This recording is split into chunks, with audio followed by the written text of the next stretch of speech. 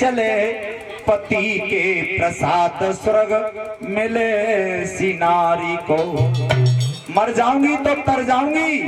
किवाड़ों को खोल दिया और किवाड़ों को खोला है तो महाराज घोड़े पर सवार थे, हाथ जोड़ करके चरणों में लेट गई। महाराज नीचे उतर आए, कलाई को पकड़ के अंदर ले गई। आंखों में आंसू भर के महाराज उत्तानपाद ने जवाब दिया, रानी सारे दिन के हम भूखे और प्यासे, थोड़ा जल पान करा दो। रानी ने आंखों में आंसू भर के कहा, महाराज 3 दिन हो गए घर में चूल्हा नहीं सुलगा है, ठंडा पानी पीने को तो मिल सकता है। सो बेचारी एक लोटा जल को भर के लाए के महाराज को पिला दिया। राजा रानी दोनों बतलाए और इतने बतलाए परीक्षित जी पतो ना चलो कि तब में रात बीत गई। और आप लोग जानते हो दुख की रात जो होती है ना बहुत लंबी होती है और सुख की रात बहुत छोटी होती है। बीत गई वो रात, सुबह हुआ, उत्तानपाद ने घोड़ा सजाया और घोड़ा को लेकर के उत्तानपाद चले। आरे घोड़ा लयो सजाए, विप्र जब मेलन मेरे आयो,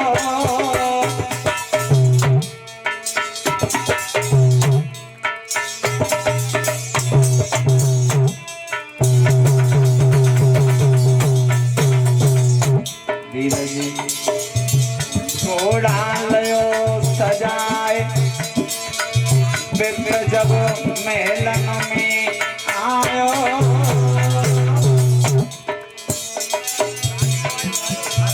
बीत गई अब रात के सुत पर सबको उगे आयो, भैया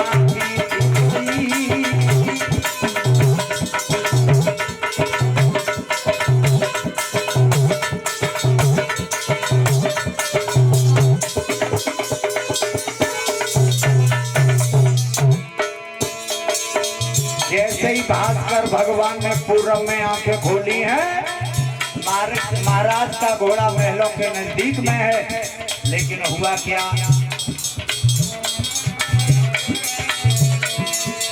खोले जब फाटक को दियो,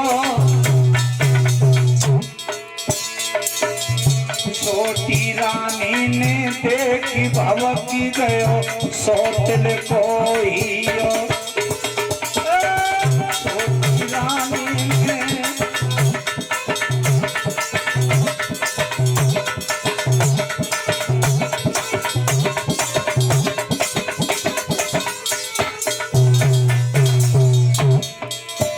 जैसे ही छोटी रानी ने उत्तानपाद का घोड़ा देखा,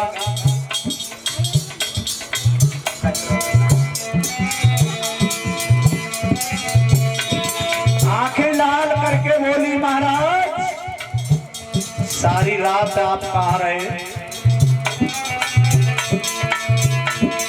कसम जाने बबोला की रे भाई, अपने बाप की कसम खा के उत्तानपाद झूठ बोल के कहने लगे, रानी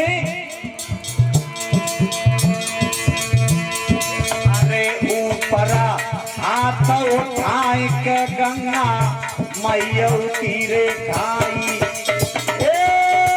ऊपर हाथ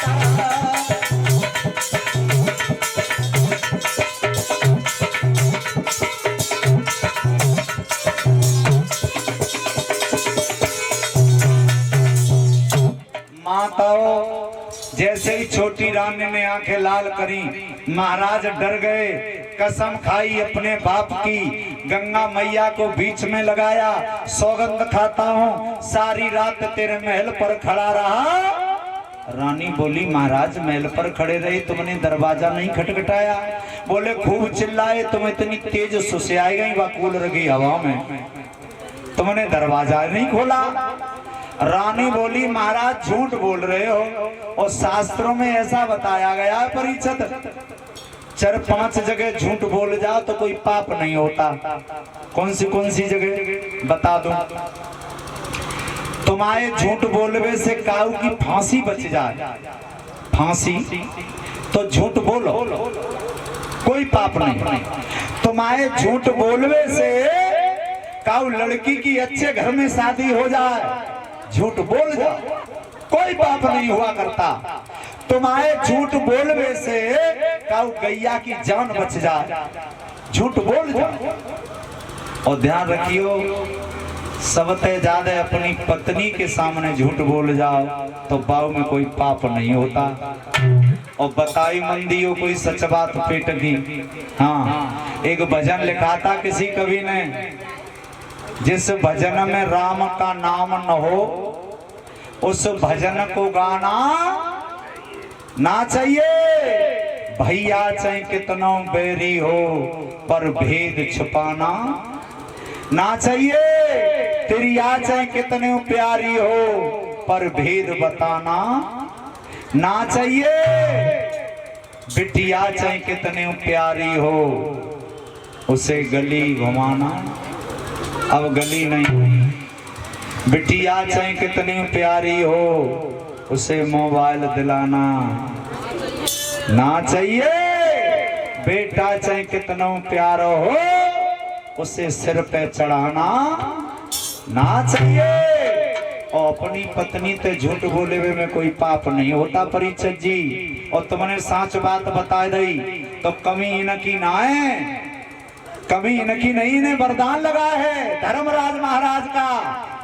जब धर्मराज महाराज भीष्म पितामह का अंतिम संस्कार कर रहे थे, सारे परिवार वालों को जलपान करा रहे थे, उस समय जब कर्ण का नाम नहीं लिया तो कुंती की आंखों में आंसू आ गए। कुंती रोई। धर्मराज ने पूछा, माँ तुम क्यों रो रही हो? जवाब दिया, तेने कर्ण के लिए जल नहीं पिलाया।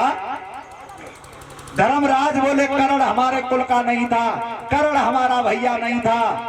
तो कुंती ने लास्ट में कहा, बेटा जिस कर्ण को तू अपना भैया नहीं मान रहा है वो कर्ण तेरा बड़ा भैया था, लेकिन यह समाज के डर से मैंने ये बात आज तक तुझसे छुपा करके रखी। धर्मराज बोले, माँ ये बात तेने छुपा ली, आज के अलावा अपनी माता बहनों को श्राप देता हूँ, चाहे कितनी अच्छी बात हो चाहे कितनी बुरी बात हो, हमारी माता बहनों के पेट में नहीं रुकेगी। ये धर्मराज का श्राप है, दोस्त तुम्हारा नहीं है। और हम तो कहेंगे भैया मैया बहना पेट की बड़ी साफ है, बात मिली ना है, पानी तो रुक जाने के दे रहने के पेट में बात ना रुके, जिनके तब में है के लेकर जाते फुर।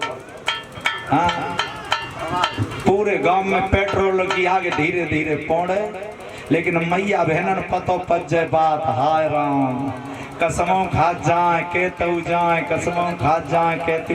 और कचो कचो माता तो ऐसी हैं, कोई ना सुन रो तो पर रत्ते में बरबरात जा रही हैं, अड़ोसी पड़ोसी तो सुने हो ही घर में, और सुन ली तो पूरे गांव में फुर्र होनी है। हाँ ध्यान देना, लेकिन ध्यान देना उत्तानपाद महाराज को कुछ क्रोध आया, और क्रोध में बाने तलवार निकाली, सोई मुस्कुराए के बोली, काहे को गुस्सा है रहे हो?